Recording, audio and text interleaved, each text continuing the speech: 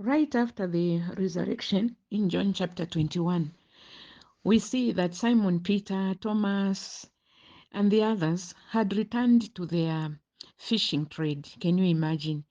Right after Jesus has died, they go back to their fishing trade. And as they were fishing the whole night, they caught nothing. And as morning was breaking, the Bible tells us that Jesus came and stood on the beach, and the disciples did not know him. Of course, at this time, he had just resurrected, and I'm very sure that he had on this beautiful and wonderful body. And so the disciples, they did not recognize him. And this recognition or failure to recognize may have come about because, as far as they knew, he was dead and gone. They forgot what he had been teaching them, that even when he dies, he's going to resurrect. And so, like I said, they gave up. They went back to their fishing. What more could they do? Their leader is no more. What more could they do? And so, as Jesus stood there, he looked at them and he said, did you catch any fish? Remember, they had been fishing the whole night and they did not catch anything. And so even when he asked them this question, they said, no, we have not caught anything the whole night. And then Jesus said to them, cast the net on the right hand side of the boat. What, Jesus? What? We have been on these waters the whole night. And you think we didn't get it right? So now we have to cast the net in the same water. But what do you have to lose? They cast their net on the right hand side of the boat. And immediately they were trying to pull it in. And guess what? It was full of fish. What are we talking about? There was failure the whole night. They did not catch not even one fish. And in an instant, at the word of Jesus, it's like all the fish in the sea was hiding until at the command of Jesus, every fish that was there, it came into that net and they had to pull it out. Sometimes failure, in fact, in my life, I do believe that any kind of failure is a pedestal for you to rise a little bit higher. Any pedestal of failure is an open door to greater things. Do you remember in school when you got a low grade? You studied more. Do you remember that relationship that went sour? The next relationship, you paid more attention to detail. Do you remember failing at that interview?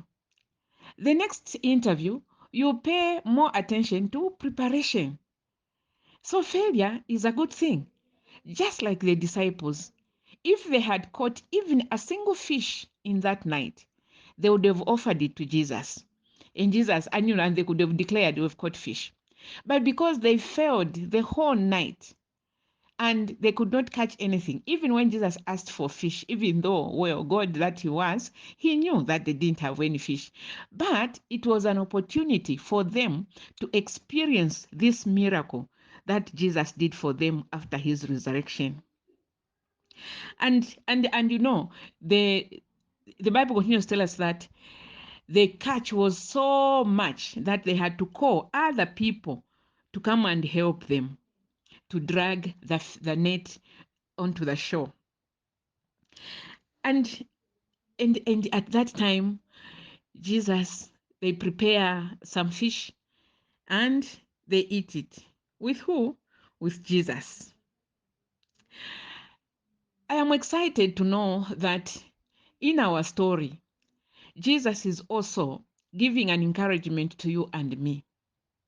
You remember what Peter did, but here he is now eating with the Savior. You know what the other disciples did. They had all scattered and left him alone, but here he was eating with them. What does that show us about the character of Jesus? He is full of grace. He is forgiving. He is loving. It doesn't matter how far you've gone from him. He is still your Lord. He is still your God. It doesn't matter how sinful you think you are, Jesus will still forgive you. And so now we have looked at two things here. Failure in some instances of life, it is an open door. Thinking you have sinned too much for Jesus to forgive you, no, no, no, no. Jesus will forgive you. If he forgave the disciples, then surely there's nothing that you can do that shocks him. And he'll still forgive you and bring you back into his fold. Because you see, he died for you.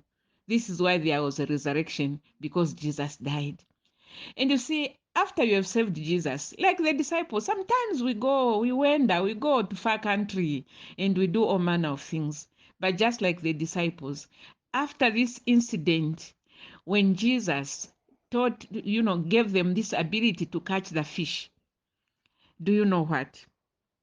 He gave them a commission. He gave them a commission to say, go and feed my sheep, especially to Peter. Go and feed my sheep. So we have been empowered for a reason. We have been allowed to go through that failure for a reason. We have been given that opportunity to dine with the master for a reason. It is so that another person can be blessed. Do you know your strongest testimony? Your strongest testimony is when you have failed and then you rise above the incidents and you succeed. Then you have a testimony. And what makes that testimony to be an encouragement to another person is that you will have made a stronger relationship with Jesus. And so, what is it that you are going through? Is it a failure? Is it that you have departed from your Savior? Get back. He will sup with you, He will perform a miracle. And after that, go and encourage another person. One of the greatest things that Jesus told Peter was that when you are converted, strengthen your brethren. And so, my dear friend, today, when you have experienced that miracle, which comes out of your failure, go and strengthen your brethren. Your testimony will help another person to know Jesus more. God bless you.